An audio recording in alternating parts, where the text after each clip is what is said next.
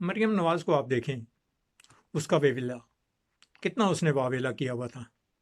जैसे बाप ने शुरू किया हुआ था कि मुझे क्यों निकाला, इसी तरह बेटी भी जो है ना चीख चिल्ला रही थी कि हम इस कोर्ट के फैसले को क्यों माने, ये वोट की तौहीन है, वो वोट लेके आए हुए हैं, वो फलां चीज़ करके आए हुए हैं, यानी अपना पहलू छुड़ाने की बातें कर रहे थे।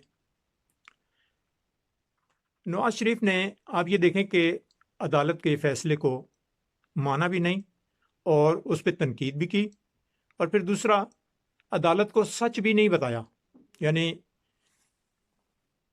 असेंबली में कहा कि ये हैं वो पेपर जो है ना वो हिलाए, और उसके बाद जब वो पेपर दिए गए तो वो पेपर भी फेक थे, और उसमें डील जो बनाई हुई थी वो फेक डील बनाई हुई थी।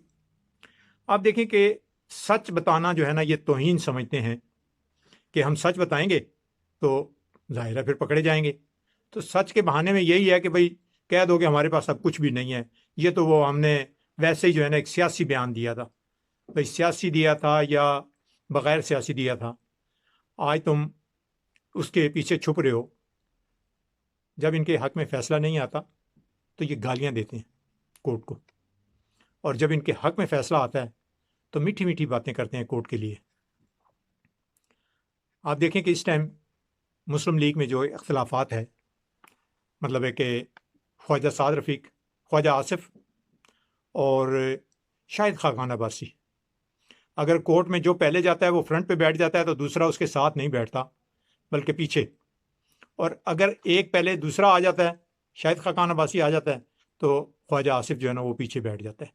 यानी आपस में ये कल तो खड़े हो गए थे ख़ताब करने के लिए कि भाई साद रफ़ीक को जो है ना वो अच्छा फ़ैसला मिल गया, हम मुबारकबाद देते हैं, लेकिन दिल से जो है ना ये एक दूसरे के साथ खड़े भी नहीं थे।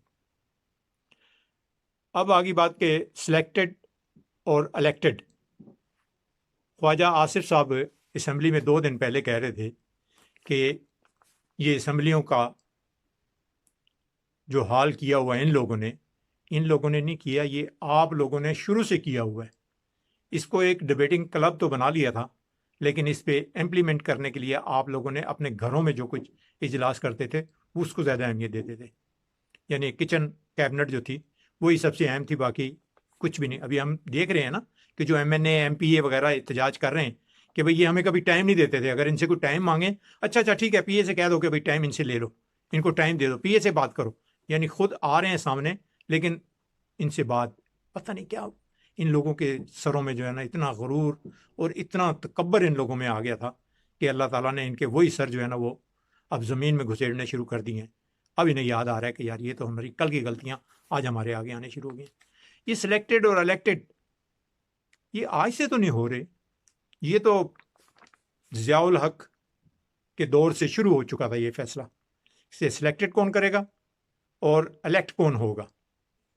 ये कहते हैं ना कि ये इमरान खान सिलेक्टेड है, भाई सारे ही इसी तालाब में नंगे हैं, ये आप अकेले नहीं हैं। आप अकेले अगर हों तो हमें कोई एतराज़ भी हो सकता है, आप नहीं अकेले बल्कि सारे ही एक जैसे हैं।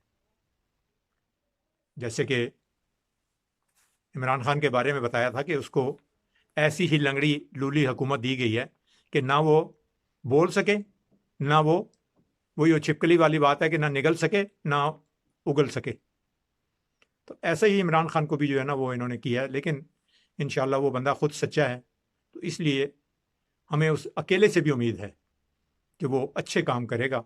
तो इंशाल्लाह, क्योंकि अच्छाई ज़रा बड़ी देर से पनपती है, और बुराई जो है ना, अगर आपने दरख्त को काटना है तो उसको देर नहीं लगती काटते हुए, लेकिन उसको अगर आपने बड़ा करना है और उसका साए में बैठना है और उसके फल उसका खाना है, तो उसके लिए काफ़ी अरसा लगता है कि वो कब बड़ा होगा, कब उसमें फल फल होगा, फूल होगा, और वो फिर उसके आप साए में बैठेंगे। तो बुराई जो है वो तो बड़ी जल्दी आ जाती है, अच्छाई को आने में ज़रा देर लग जाती है। हमें उम्मीद है कि अच्छाई बहुत जल्द आएगी। अब मुस्लिम लीग का जो हाल है इस टाइम, इनके आपस में इख्तलाफात की वजह से ये जो APC बुला रहे हैं ईद के बाद, ये नाकाम ही है। ये हमेशा टाइम मांगते रहेंगे, और वही वो बिलावल वाली बात है कि मैं एक किक मारूंगा तो हुकूमत ख़त्म कर दूंगा। भाई तुम्हारी किकों में और तुम्हारे बाप के ईंट से ईंट बजाने वाली बातें हमें सारी याद हैं। تو ایسے بول نہ بولو کہ جو تمہیں کل جو ہے نا شرمندگی ہو جس سے. تو اچھی بات کرو تاکہ تمہارے بھی فائدے میں ہو، عوام بھی اس کو سن کے سوچے کہ ہمیں کوئی اچھا مناسب آدمی سامنے کھڑا ہوا نظر آ رہا ہے. مجھے اجازت دیجیے، میرے چینل کو سبسکرائب کیجیے، شیئر کیجیے اور مجھے دعاؤں میں یاد رکھیے. اللہ حافظ، فی امان اللہ.